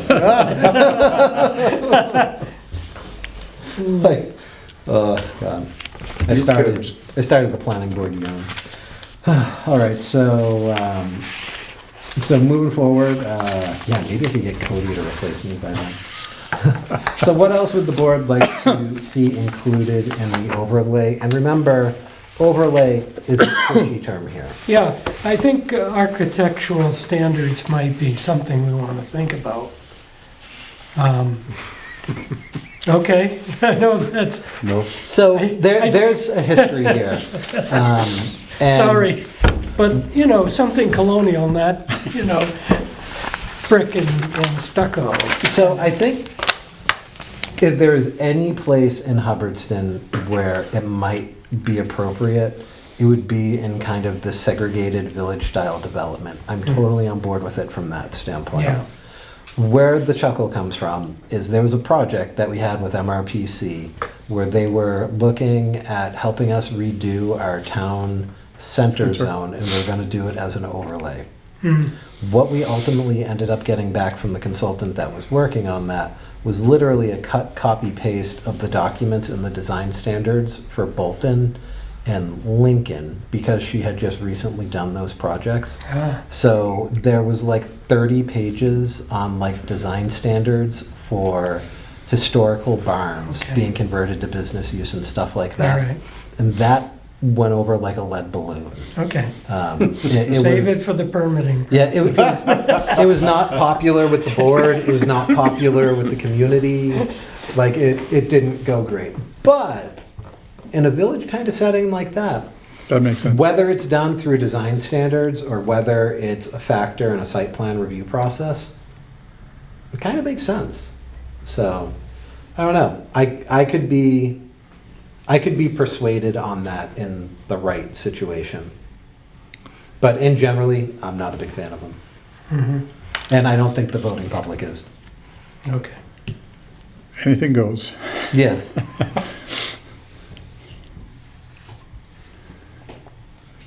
People who love their log cabins, and there's people who love their brick and cement structures. We see that here in town. Indeed. Oh, You yeah. go There- down Williams Hill Road, you go down Old Westminster Road, and you see them right there. Yeah, it predates me. There was a push to do a blight bylaw, and it was a political disaster from what the people who told me were involved in it. A blight. Yeah, a blight bylaw for Hubbardston. And yeah, it went very, very poorly Yeah. for a long, I think a lot of the same reasons. Design standards, unless they were done in a very, very smart way, probably would. And I'm not saying that as critical of you, I'm saying that just to bring you up to speed on some of the history there. Yeah, I understand. Um, What's beauty to one is ugly to another. Yeah. For me, in terms of what needs to be included, I mean, I said it before in some of the earlier questions, a thoughtful approach to community building. Like, what can we put there that makes Hubbardston a better place to live and then makes that part of town a really attractive place to live? Like that to me, I think is the whole part of it, and that if we just throw it all up for some kind of unorganized designing or unorganized projects that aren't like some kind of design community, I think we would be losing a major opportunity because there aren't a lot of places left in Massachusetts where you can take hundreds of acres and be like, let's do something thoughtful that people are gonna like. And like if you look at some of the thinking around what's going on with Devon's, some of it's pretty nice. Well, that's contaminated water, but I mean, some of it's pretty nice. Well, you can't have everything. Yeah.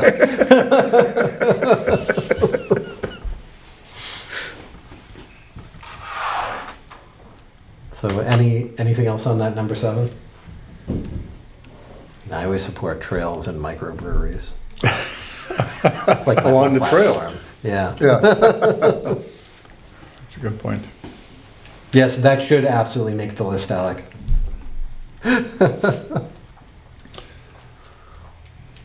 Yep. I'd say the only thing I would add there is that if you are going to have some residents, and specifically in an area that is, it's like think of it like a satellite cluster, some form of recreational facilities. It's a nice to have. I don't think that you can mandate it, but Oh, no, you can't. well, okay, well, yeah, well, I guess we could, but the question would be is we do have a fairly large town center. And it's not too far from the point, I mean, except maybe from the western part of our town. You have to go all the way down from where Gilbertville Chapel is, all the way down to Hubbardston Center. That's quite a distance, or something like that. But I would say that, and I'm thinking like, for example, in a larger city, you don't have one big park. You have oftentimes small community parks where mothers can, and fathers, and parents in general can take their children, say, for example, to a playground.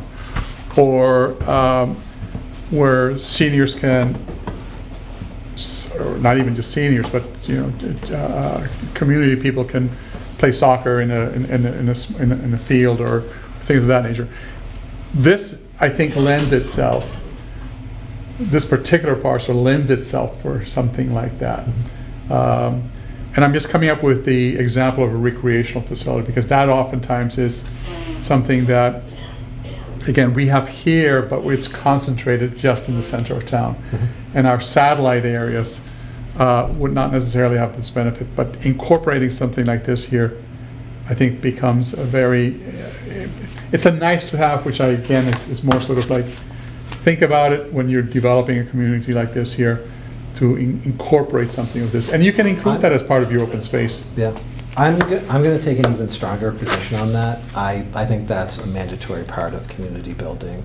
And if you look at what Canada does, Canada? Yeah.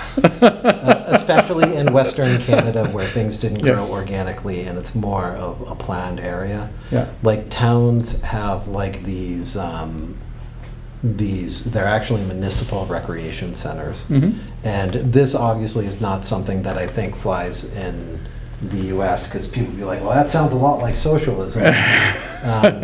But like, it's not unusual for towns to have a recreation center that has a library, a rock gym, a Precisely. swimming pool, sometimes a lazy river, a deeply discounted gym, and like all of that stuff. And there's something that is totally awesome about that. And they make it open to everybody, not just the residents of the town. Correct. But that, Different tax structure altogether to support something like that too, right? well, they're much nicer in places where people are seasonal occupants, because they're not necessarily sending kids to the school system, so they're flush with cash. But they still exist in places that don't fall into that bucket. But like, you see those in like Alberta and places like that. But I think from a planning standpoint, that stuff like that is, like, that's actually the planning part of it. Like, if we're not looking at opportunities to push stuff like that, we're just reacting and not planning. I agree. The point I'm trying to make though is that I think strong suggestions are great. I don't think it is something that could be mandated though. Yeah. And that's that's what I'm struggling with here. It can be horse traded in the process. Precisely. Yeah. It's the same, I mean, the way I'm looking at this here, and again, I'm putting my North County Land Trust hat on, and I'm looking at, well, you've got 500 acres of land. Why don't you put some of this here under conservation restriction? Okay. Right? Yeah. And that way you are basically guaranteed for the, you know, for in perpetuity that you're going to have an open space there. Yeah. And do it appropriately. And that's certainly something can be utilized as part of the horse trading. Yep, absolutely. You're already gonna have part of that under the aquifer Yeah. restrictions already. Also. Anything else on number 7? Alec, just to be a contrarian and throw an absolute Molotov cocktail into the discussion, I'm just gonna suggest that one member believes that we should consider factors that might encourage the development of a charter school.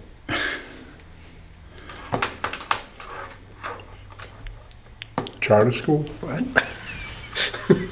Where did that come from? That comes from me. All right. I mean, You're planning on moving there? no, and the not super warm fuzzy feelings I have for our regional school system. Oh, that's a very good point. I have a yes. lot to So say I'm for, sending a message. Yeah. I have a lot to say for a private farm school. Fantastic. Oh, yeah. Yeah. Yeah, I don't want to go way off script for the meeting, we're already running late, but there are reasonable reasons to throw that out into the zeitgeist. Sure. Community neighborhood schools are well-known in cities and larger cities. Yeah, could be And appropriate for a village area, and it sends a message. especially if you have a village area that has a new emerging population Yeah. with children. But yeah, that's a Molotov cocktail we just threw out into the public discourse. Boy. So, anybody else have anything on this? Otherwise, I think we're done with this item, which probably puts us pretty close to the end of the meeting. And thank you to everyone for the participation in this, because this is, This is a generation-sized project. Like, Oh, this yeah. is by far the biggest thing that we've looked at, and it is huge on an objective standpoint. And just to catch Mark up, the state put together a list of parcels that they believed were ideally suited for development, and this ranks up there with Devon's on the state list of opportunities for development in the state of Massachusetts. Yeah. Like, it's the number 2 or number 3. So it's actually pretty high profile from state level too. Interesting. They're pushing on it. Alec, I don't know if you remember the name of what that study was. It's referenced in the Not presentation. offhand, no. Yeah, okay. I saw the slide on it. Yep. All right, so with that, let's move along on the agenda. So, any matters not reasonably anticipated by chair? Are we adding the item about, I think you brought it up in one of your emails? But the best regulations, the state. Yeah, the state new rule. regulations regarding efficiencies and things of that nature. Yeah, so I can comment briefly on that. Yeah. So, Or we can take it up and just make sure that it gets. well, I'm gonna be very, very brief on it. Okay. So, the person who runs DEOR for our region, who I think is ultimately going to become the circuit rider, Oh, did a presentation to MRPC last month, like on the first Thursday, and talked about, we're going to be kicking this off. It's going to be a great collaborative process. Sure. We're going to have Yeah. all the towns involved. It's going to be great. You just watch. then he jammed it through. And then, without notifying anybody, they put the rule out for public comment. They didn't contact any of the people that they said they would. They didn't email. They didn't email MRPC. They didn't email the towns. I only found out about it because it was. It ended up being posted on some trail advocate thing, and I was like, "Wait a second!" And then they only opened the comment period for 14 days. So MRPC put in a heated comment on this on behalf of the communities, because when it came up at the following meeting, nobody even knew this was happening, and there was only like a day left to comment. And I had only found out about it a day or two from the meeting. And because of that, they did extend the comment period. Oh, But I don't know that there's a lot to say on it that MRPC hasn't said on our behalf. This is a good example of MRPC really doing a good job communicating some of the problems with this, because it sets up an extrajudicial process where there are these people who are called circuit riders, which is weirdly familiar with circuit court judge, which is also essentially what their job is. So they're outside of the justice system, and their job is, if somebody is having a tough time getting one of these applications through a town, to come up with ways to compromise, essentially including overriding the authority of local boards. So, like, the whole thing is crazy, but there's very limited opportunity to have a real discussion with the state on it. So I don't know that we specifically as a board are going to be any more impactful on it than our regional representatives have already been. But So, we I will be spent a number, impacted. I spent a number of hours reading that. yeah, And I sent you my comments. we will be impacted, but I don't know that we were going to be impactful. It doesn't get impactful. finalized till March.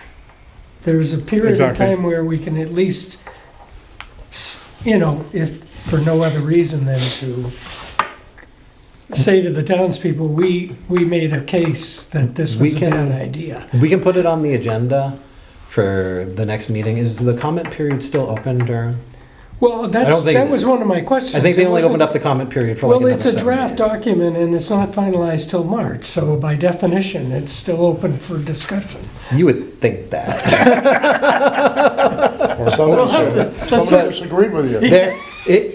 The part that is even crazier about this is they decided to hold these public meetings and public listening sessions Yeah. that they didn't publicize in multiple MRPC towns and cities. Yeah. And they didn't even reach out to Leominster or Fitchburg, Yeah. that they were holding sessions in their town to talk about a rule that was going to affect them as That's my an biggest gripe. organization. It's a bunch of people in Boston Yeah. deciding how to manage land We'll they take don't care have of any you. responsibility for. Yeah, while simultaneously telling us to do other stuff with it. Yeah. Like, yeah. So, yeah, we can certainly put on the agenda for the next meeting. I think that's worth doing just to get on the record for the townspeople the comments that were submitted by MRPC. Yeah. So they know that Okay. we as an organization, we're working with our stakeholders to get meaningful comments in on Okay. this. And And it that doesn't we agree with what the public perception is, that this is, I'd appreciate it if you looked at a few of my comments anyway. Yep, absolutely. At the very least, I wouldn't burden our town clerk as being the primary decision maker for any proposed solar farm in the town. I know. That That was was, one of the there was about things that popped out at me. There was about 2 pages of addressing that came out of MRPC. Okay, And the specific push that MRPC had is there's a clerks association. uh-huh, And the very valid question was brought up. Did anybody ask them for comment? Like, did anybody ask MMA for comment? Like, yeah. you're giving these people this job involuntarily, and you're not telling them that the They have to town do clerk this, yeah. is now the responsible party for these applications for what are probably $20 million projects. Like, The town would not want to have that be the yeah, case. the whole thing's crazy. It is. So, yeah, no, we'll put, Somebody got paid off. yeah, we'll put your comments on the record. We'll put the Okay. MRPC response on the record, and we'll do all that for the next meeting. Okay, But yeah, I didn't put it here because I didn't think we were going to. No, I understand it, No. and I know this was something that came in last minute, but I just want to make sure that we do Yeah. address it, because I think it's incredibly important, especially in a town like ours, and with the most recent debacle that's going on with Oakham and the Bess, Yeah, with Bess there, yeah, which will be over once this is done. which will be Right. what? Oh, yeah, absolutely. circuit We're rider basically will get telling The on them, circuit Yes. rider will intervene, and that will be Absolutely. the end of it. yeah, Yeah, and this is. thou shalt do this here. shouldn't laugh. Yeah, It's and they kinda know sad. they're doing it over here. Yeah. But anyways, People- this could be another hour conversation. Yeah, And we're not I gonna don't do want it that to be a today. barn burner for Mark's first meeting. I swear, we have actually been really good at having like half-hour meetings for the last Yeah, year. but Oh, you had he to said come in he- and You didn't see mess it the all up. email? He says, we're gonna make this a record one, Oh, for yeah. Mark's first one. No. All right, so anything else under that? Can I, sorry, Yeah. we were meant to have a joint meeting with the select board on Monday, which was canceled. We are expected to be on the agenda on the 17th, just putting it out there. And just to comment on what that is, the town is looking to restart the Economic Development Committee as a more traditional economic development committee that, that does things such as advocate for zoning positions and stuff like that. So it'd be a more technical economic development committee. And the reason the select board wants us to opine on that is because it obviously impacts a lot of what we're doing, because we're simultaneously an impartial decision maker and advocates for projects. It would be nice to have people who are advocates for projects that weren't just the people who are ultimately deciding on the projects. So there's some thought around that, and there's some models from other towns on doing this in ways that make sense. So the thought is the select board wants us to be involved in what creating the new charge looks like. What's the date Pretty again? easy. The 17th, So 17th, okay. it's 2 Mondays from now. And I'm assuming that if perchance we cannot be there in person, we would be able to do so via the electronic mechanisms. Okay. good. Yeah, absolutely. Anything else? Alec, you got anything else? He signed off. Oh. He had to jump. He does not. All right, so with that, any additional public comment from anybody online? There is, Me and you. although there are a bunch of entries in the chat. Oops. They're just housekeeping notes from the meeting, I think. Yeah. Attendance. Okay, awesome. All right, so with that, would somebody like to make a motion? I will make that motion, sir. Gary Adjourn. first, do we have a second? Yes, yes, second that. All right, and it is non-debatable. Calling a vote, Steiger, aye? Holman's aye. Carpenter, aye. and the chair is aye. We are adjourned at 8:36 PM.